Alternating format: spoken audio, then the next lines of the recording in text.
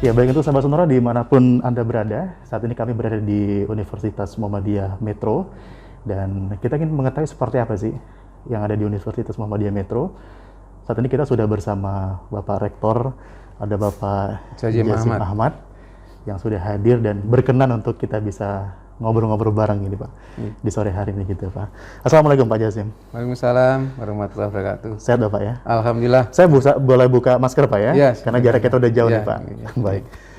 Pak Jazim, kalau kita ketahui ini kan kondisi pandemi ini belum berakhir gitu Pak. Iya. Belum, artinya masih dalam proses yang kita nggak tahu sampai kapan terjadi gitu Pak. Betul. Sebelum kita ngomongin pandemi, kita pengen tahu untuk sahabat Sonora Pak, seperti apa Pak sebenarnya Universitas Muhammadiyah Metro sendiri Pak? Perkembangannya dari tahun ke tahun mungkin bisa disampaikan Pak. Silakan baik. Pak. Ya, jadi makasih Mas Adi Pak. Mas Adi. Ya. UM Metro itu sebenarnya kalau dilihat dari lahir udah tua. Kita lahir dari tahun 67. Tapi UM-nya sendiri menjadi merger universitas baru tahun 91. Iya. Ya, jadi nah waktu itu kita punya Fakultas Keguruan dan Ilmu Pendidikan. Kemudian punya Fakultas Usuluddin yang sekarang menjadi FAI, kemudian Fakultas Teknik, Fakultas Ekonomi. Itu cikal bakalnya. Kemudian terus berkembang di Fakultas Keguruan dan Ilmu Pendidikan yang tadinya hanya punya beberapa prodi, hanya ada prodi AP atau pendidikan, sekarang menjadi BK, bimbingan konseling.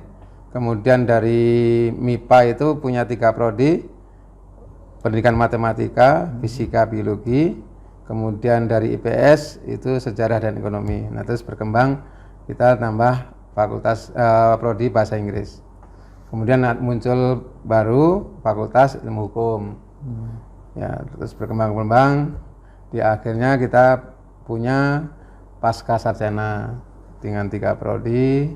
Kemudian nambah lagi fakultas ilmu komputer. Yang terakhir ini kita ngerintis untuk Fakultas Kesehatan, sudah lahir fisioterapi ini tahun kedua, dan kita sedang nunggu validasi dari Kemendikbud ini prodi S1 administrasi rumah sakit. Jadi kalau secara pertumbuhan sangat signifikan sekali ya Pak ya, Ya, perkembangannya seperti itu. Kemudian dari segi akreditasi, UM Metro itu yang pertama kali PTS yang memperoleh akreditasi B. Pertama kali di Lampung kan gitu. Kemudian prodi yang paling banyak A ya awalnya di UM Metro. Jadi kita sudah punya 4 prodi akreditasi A. Ilmu hukum, kemudian di FKIP bimbingan konseling, pendidikan bahasa Inggris, kemudian pendidikan sejarah. Kemudian yang lainnya akreditasinya B. Kalau secara minat Pak, kebanyakan jurusan apa ya Pak yang dipilih sama Mas Yus sendiri? Nah, untuk 3 tahun terakhir ini peminatan yang pertama di Fakultas Ekonomi dan Bisnis. Prodi manajemen terutama. Ya, kemudian akuntansi, kemudian setelah itu ilmu hukum. Iya.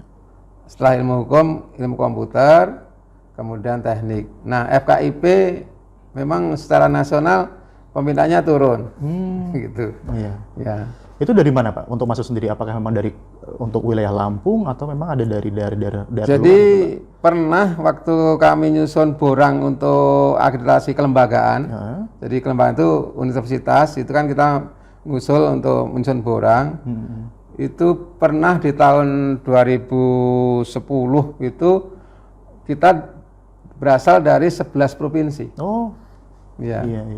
Jadi tidak hanya Lampung, tapi terutama Sumatera Selatan, kemudian daerah Serang, itu.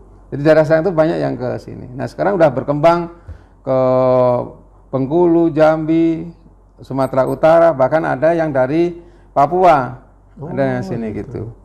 Jawa itu sampai Jawa Timur, jadi sampai Banyuwangi, itu yang masuk ke sini.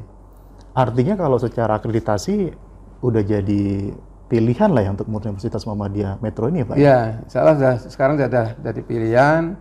Apalagi dengan penilaian dari lembaga ini, Kemendikbud juga sudah melakukan penilaian kepada kita, dan alhamdulillah pada posisi sekarang ini penilaian Kemendikbud UM Metro itu terbaik se-Sumatera. Wah, terbaik se-Sumatera. Iya. Baik. Gitu. Itu kemudian Mendikbud. Itu kan penilaiannya setiap 1 tahun 2 kali 1 meter. Kemudian bibliometri juga ada penilaian gitu. Alhamdulillah kita masih di bibliometrik ini kita 10 besar di Universitas PTMA. PTMA itu Perguruan Tinggi Muhammadiyah dan Aisyah. Oh gitu. Jadi Muhammadiyah itu punya 167 perguruan tinggi, baik universitas maupun sekolah tinggi. Nah, UM ini urutan ke-9. Untuk Metro sendiri? Untuk ini, untuk perguruan tinggi Muhammadiyah se-Indonesia. Se-Indonesia? Ya. Nah, yang sana ada UMY, UM Malang, UMS, UAD. Nah, untuk luar Jawa, UM Metro aja. Gitu. Berarti kalau bincang-bincang ini ada keluarga, teman, ataupun anak-anak atau orang tua yang ingin ke Universitas Metro, Universitas Muhammadiyah Metro, nggak ada salahnya juga sih, Pak? Nggak ada salahnya, karena apa tuh, tadi lulusannya ya bisa diberdayakan oleh masyarakat. Kan gitu. Karena kita juga melakukan proses. Jadi proses kita juga kita jaga, jangan sampai alumni kita, lulusan kita tidak bisa diberdayakan oleh masyarakat. Kalau kita berbicara di luar fasilitas akademik, Pak, Iya. Universitas Muhammadiyah Metro ini menyiapkan apa saja, Pak, fasilitasnya? Ya, jadi di luar fasilitas ya kebutuhan kuliah, ruang, laboratorium dan segala macam, kita lab bahasa. Lab bahasa kita itu peralatannya sudah peralatan internasional, jadi kita bisa menyelenggarakan tes TOEFL itu untuk keperluan di luar lembaga kita. Jadi TOEFL kita sudah diakui di luar. Ya. Jadi alatnya kemarin itu kita beli dan itu kebetulan barengan dengan mulainya COVID. Oh. Itu kan berbarengan gitu, Pak. Ya, waktu itu alat itu datang bulan Februari. Nah, kita nunggu petugas yang merangkai alat itu, kemudian yang ahlinya dari Malang. Nah, dia punya jadwal, nggak taunya ketumbur pertengahan Maret kena COVID. Maka alat itu sempat ya disimpan lama. Anda sekarang sudah berfungsi, dan juga tadinya kan hanya membutuhkan ruangan yang kecil. Sekarang ini 6 ruangan untuk khusus lab bahasa Inggris. Oh gitu. 6 ruangan. COVID kita nggak tahu nih, Pak, sampai kapan kondisi kita seperti ini gitu, Pak. Ada nggak, Pak, strategi sendiri, Pak, dari Universitas Muhammadiyah Metro sendiri, Pak? Ya, jadi kebetulan kita itu sebelum ada COVID, kita sudah merintis SEPADA, pembelajaran daring. Kita pernah mengundang pakar dari Majelis Dikti kaitannya dengan SEPADA, gitu. Karena memang itu wacana dari pemerintah itu SEPADA itu akan dikembangkan. Jadi nggak ada masalah kalau orang mau dari mana mau kuliah ke suatu perguruan tinggi ini nggak ada masalah karena pembelajaran jarak jauh, gitu. Karena ada yang misalnya alumni teknik UGM kerja di laut kan gitu, dia pengen meningkatkan, tapi nggak mungkin dia berada di luar negeri. Nah, maka perguruan tinggi itu harus menyiapkan pembelajaran daring itu. Jadi nggak ada masalah orang yang tugas di mana tetap kuliah dengan daring itu. Nah, nggak taunya ada corona. Jadi dengan corona itu sebenarnya mempercepat yang program daring itu. Nah, jadi kita yang tadinya sudah merintis itu ada corona, ya sudah tinggal mempercepat saja. Nah, kendalanya kaitan dengan kekuatan internet. Sebelum ada corona, kita baru punya 50 bandwidth ya. Nah, dengan ada corona kita tingkatkan 3 kali lipat, 150 bandwidth. Jadi untuk keperluan kalau mahasiswa itu semua internet nggak ada masalah itu. Nah, kaitan dengan itu juga penambahan daya listrik. Jadi kemarin itu begitu ada corona kita ini, internet kita tingkatkan 3 kali lipat, kemudian tegangan listrik juga kita tambah. Jadi kekuatannya udah nggak ada masalah pokoknya kalau sudah operasi semua kan itu. Dulu itu ketika hari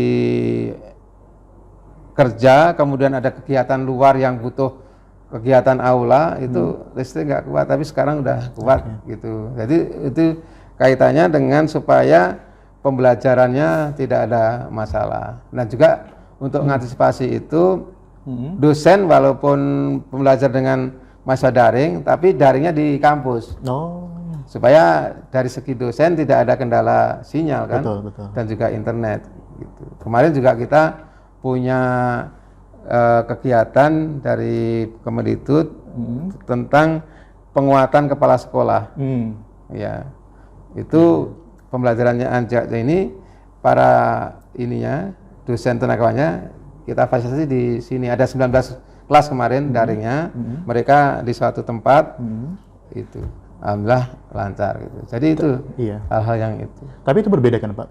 Pada saat pandemi di tahun pertama dengan sekarang ini kan mungkin agak sedikit kita masih bisa lah untuk kita bertatap muka dengan itu Pak. Apakah di kampusnya juga berlangsung seperti itu Pak? Ya, jadi waktu itu kan agak mulai reda yang istilah ada wacana new normal itu ya. Betul, betul. Iya. Jadi waktu itu kami juga menyiapkan untuk new normal. Jadi peralatan kita lengkapi sesuai dengan ini, ya kan. Ketika masuk ada tes suhu, kemudian bilik ini segala macam, kemudian penataan. Kita membuat suatu proposal, kita kirim ke wali kota. Nah, wali kota untuk mengutus tim gugus. Jadi tim gugus ke kita presentasi. Nah, ternyata dari tim gugus ada satu yang dia khawatirkan. Beliau bilang, saya percaya dengan UM Metro, Pak Rektor. Saya sudah lihat persiapan di dalam sudah luar biasa. Tapi saya kok masih meragukan bagaimana mahasiswa di luar. Bagaimana mahasiswa di luar kampus, di kos-kosan gitu. Ya, jadi dari segi itu saya masih belum full memberikan izin new normal, tapi ada rekomendasi untuk ujian skripsi, ujian tesis, proposal seminar untuk penelitian mahasiswa, kemudian praktikum belum izinkan. Jadi kita ini punya pegangan putusan dari wali kota bisa mengadakan luring, ujian tesis, ujian skripsi, seminar proposal, kemudian praktikum. Karena praktikum nggak mungkin bisa pakai daring kan gitu. Nah, untuk yang kuliah memang sampai sekarang kita masih daring, belum berani untuk yang luring karena kan tadi itu gitu. Kendala-kendala pasti ada lah Pak dihadapi gitu Pak ya. Masih ada. Itu, Pak, ya. Makanya untuk mengurangi kendala itu tadi supaya dosen lancar dalam kuliah, tetap ini fokus di kampus. Kenapa sih kita harus kuliah di Universitas Metro? Mungkin Bapak bisa menyampaikan Universitas Muhammadiyah Metro, apa sih menjadi tolak ukur biar kita bisa pengen kesini gitu Pak? Oh ya, jadi kita punya 23 prodi dari dengan akreditasi yang A dan B. Kemudian kita punya 198 dosen. Kemudian punya guru besar. Yang doktornya yang sudah lulus itu yang sudah pulang itu ada 35 doktor. Kemudian masih ada lagi 37 yang sedang doktor. Pendidikan. Ya, tahun ini sedang daftar 4. Gitu. Nah, kemudian yang lain S2 yang punya spesialisasi kompetensi sesuai dengan bidangnya kan gitu. Kemudian tadi itu kita punya alat laboratorium lab yang ini potensi, kemudian fisika gitu. Nah, kalau dari siswa itu mau kuliah katakanlah fakultas hukum, ngapain harus jauh-jauh ke luar Lampung? Kita punya fakultas hukum yang akreditasi A. Dosen-dosennya juga dokternya banyak. Kalau mau kuliah di bahasa Inggris, ngapain harus jauh-jauh? Kita punya prodi bahasa Inggris akreditasi A. Nah, seperti itu. Saya ini. Bapak kan sebagai rektor di Universitas Muhammadiyah Metro sendiri Pak, seperti itu. Sebenarnya apa sih Pak tugas dari seorang rektor sendiri Pak? Ya. Pak. kita pengen lebih ya, kalau di perguruan tinggi sebenarnya sangat kompleks ya. Jadi tugasnya itu bagaimana mengawal perguruan tinggi ini bisa mengikuti perkembangan zaman. Ya dulu itu ya mungkin 5 tahun yang lalu, misalnya Mas Adi walaupun di media ya, tapi Mas Adi kok S2 bisa ngajar di sini. Oh gitu.